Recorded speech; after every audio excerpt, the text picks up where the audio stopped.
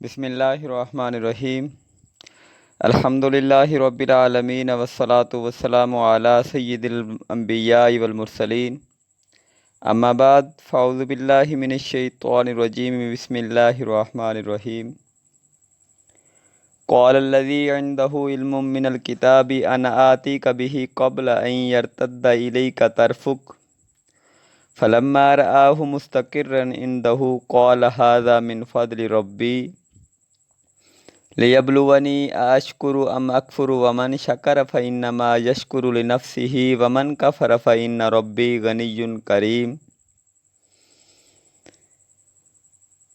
اللہ رب العزت نے قرآن مجید برہان رشید کے اندر پارہ نمبر 19 سورہ نمل آیت نمبر 40 کے اندر ارشاد فرمایا کہ اس نے عرض کی جس کے پاس کتاب کا علم تھا میں اسے آپ کی بارگاہ میں آپ کے پلک چپکنے سے پہلے لے آؤں گا۔ پھر جب سلیمان نے اس تخت کو اپنے پاس رکھا ہوا دیکھا تو فرمایا یہ میرے رب کے فضل سے ہے تاکہ وہ مجھے آزمائے کہ میں شکر کرتا ہوں یا ناشکری، اور جو شکر کرے تو وہ اپنی ذات کے لیے ہی شکر کرتا ہے، اور جو ناشکری کرتا ہے تو میرا رب بے پرواہ ہے، کرم فرمانے والا ہے۔ ان آیات میں جو واقعہ بیان کیا گیا اس کا پس منظر یہ ہے کہ ہدہد پرندہ ایک موقع پر حضرت سلیمان علیہ السلام کے دربار سے غائب تھا۔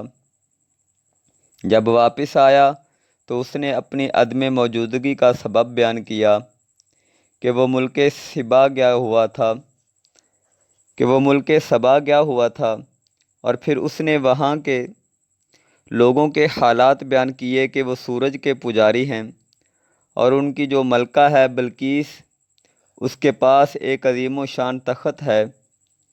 اس پر حضرت سلیمان علیہ السلام نے ہدہد کی سچائی جانچنے کے لیے اور ملکہ بلقیس کو اپنی اطاعت قبول کرنے کے متعلق ایک خط لکھا۔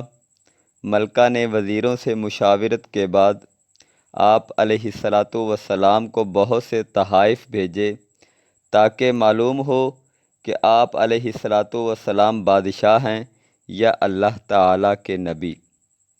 حضرت سلیمان علیہ السلام نے اپنی نبوت کی صداقت پر دلیل دکھانے کے لیے ملکہ کا تخت اس کی آمد سے پہلے منگوانے کا ارادہ کیا، اور خود ملکہ کی اپنی ذہانت کا امتحان بھی مقصود تھا کہ وہ اپنے تخت کو کچھ تبدیلی کے بعد بھی وہ پہچانتی ہے یا نہیں، کیونکہ حضرت سلیمان علیہ السلام نے تخت منگوا کر اس میں کچھ تبدیلیاں بھی کروا دی تھیں۔ بہرحال تخت منگوانے کے لیے آپ علیہ السلام نے فرمایا اے درباریو، تم میں سے کون ہے جو ان لوگوں کو میرے پاس فرما بردار ہو کر آنے سے پہلے بلقیس کا تخت میرے پاس لے آئے۔ جب حضرت سلیمان علیہ السلام نے یہ کہا تو درباریوں میں سے ایک بڑا طاقتور جن بولا کہ میں وہ تخت آپ علیہ السلام کی خدمت میں آپ کے اس مقام سے کھڑا ہونے سے پہلے حاضر کر دوں گا، اور میں بڑی طاقت والا ہوں اور دیانت دار بھی ہوں۔ حضرت سلیمان علیہ السلام نے فرمایا میں اس سے بھی جلدی چاہتا ہوں۔ اس پر آپ علیہ السلام کے ایک وزیر حضرت آصف بن برخیار رضی اللہ تعالی عنہ نے عرض کی، جو کتاب کا علم بھی جانتے تھے، کہ میں اسے آپ کی بارگاہ میں آپ کے پلک جھپکنے سے پہلے لے آؤں گا۔ پھر یوں ہی ہوا کہ انہوں نے اسم اعظم کی برکت سے اس تخت کو چند لمحوں میں دربار میں پیش کر دیا۔ اس پر حضرت سلیمان علیہ السلام نے اللہ عز و جل کی بارگاہ میں کلمات شکر ادا کیے اور لوگوں کی تعلیم و تربیت کے لیے عاجزی کا اظہار کرتے ہوئے فرمایا کہ یہ میرے رب کا فضل ہے جو اس نے اس لیے کیا ہے کہ مجھے آزمائے کہ میں اس کا شکر ادا کرتا ہوں یا ناشکری کرتا ہوں۔ تو دوستو، اس واقعے میں علم کے بہت سے قیمتی موتی ہیں۔ نمبر 1، جنات کا وجود قرآن مجید سے ثابت ہے، اور یہ انسانوں سے ہٹ کر اللہ تعالیٰ کی ایک جداگانہ مخلوق ہے۔ یاد رکھیں، جنات کے وجود کا انکار کفر ہے۔ حضرت سلیمان نمبر 2، حضرت سلیمان علیہ السلام کی بادشاہت جنات پر بھی جاری تھی۔ نمبر 3، جنات کو عام انسانوں سے بڑھ کر تصرفات کی طاقت حاصل ہے۔ نمبر 4، علم اور فضل والے مسلمان عطائے خداوندی سے جنات سے بڑھ کر طاقت، قوت، اختیار، تصرف اور علم رکھتے ہیں۔ کتاب کا علم رکھنے والے سے یہاں مراد حضرت آصف بن برخیار رضی اللہ تعالی عنہ تھے۔ یہی قول زیادہ صحیح ہے اور جمہور مفسرین کا اسی پر اتفاق ہے۔ کتاب کے علم سے مراد لوح محفوظ اور اسم اعظم کا ہے۔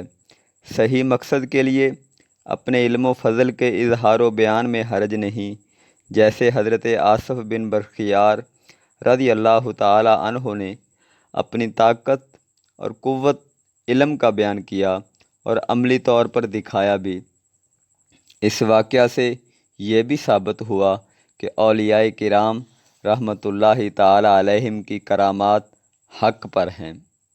حضرت سلیمان علیہ السلام نے عظیم و شان تخت کے دور دراز کے علاقے سے چند لمحوں میں پہنچنے کے لیے عظیم واقعے پر فوراً اس کمال کو اللہ تعالیٰ کی رحمت کی طرف منسوب کیا کہ یہ میرے رب کا فضل ہے۔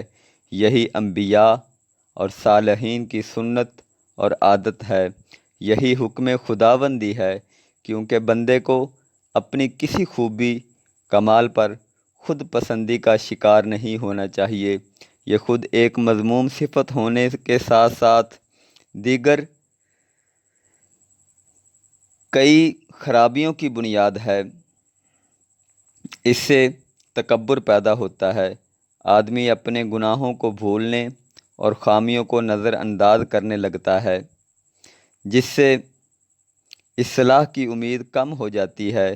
یوں ہی خود پسندی آدمی اپنی عبادت اور نیک اعمال کو یاد رکھتا اور ان پر اتراتا ہے، جس کے نتیجے میں وہ اللہ تعالیٰ سے غافل ہو جاتا ہے اور اس کی خفیہ تدبیر سے بے خوف، اخلاص سے دور، دوسروں سے تعریف کا طالب ہو کر ریاکاری کی تباہ کاری میں جا پڑتا ہے۔ الامان والحفیظ۔ قرآن و حدیث اور تاریخ میں انبیاء علیہ السلام اور سلف صالحین کے حالات و واقعات پڑھیں تو واضح طور پر معلوم ہوتا ہے کہ وہ اپنے کمالات اور فضائل کو صرف اور صرف عطائے خداوندی قرار دیتے تھے، اور بزرگان دین کا معمول تھا کتاب تصنیف فرماتے تو اس میں ہونے والی خطاؤں کو اپنی طرف منسوب کرتے، جبکہ غلطی اور خطا سے محفوظ رہنے کو اللہ تعالیٰ کے فضل کی طرف منسوب کرتے۔ اللہ تعالیٰ ہمیں قرآن کے علم و انوار سے مالا مال فرمائے، آمین بجاہ النبی الامین۔